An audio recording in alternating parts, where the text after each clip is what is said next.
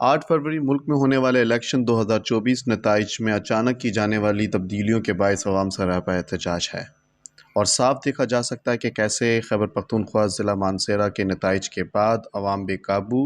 और ताज़ा तरीन इत्तलात के मुताबिक इस झड़पों में अब तक 2 अफराद जान की बाजी हार चुके हैं। यहाँ ये सवाल पैदा होता है कि मुल्क को कैसे बदला जा सकता है, सेलेक्ट करके ही लाना है तो मुल्क के ख़जाने पर इतना बोझ क्यों डाला गया है? क्या एस्टैब्लिशमेंट के पास सिर्फ यही लोग रह गए हैं? मुल्क किन गुंडों के हाथ है?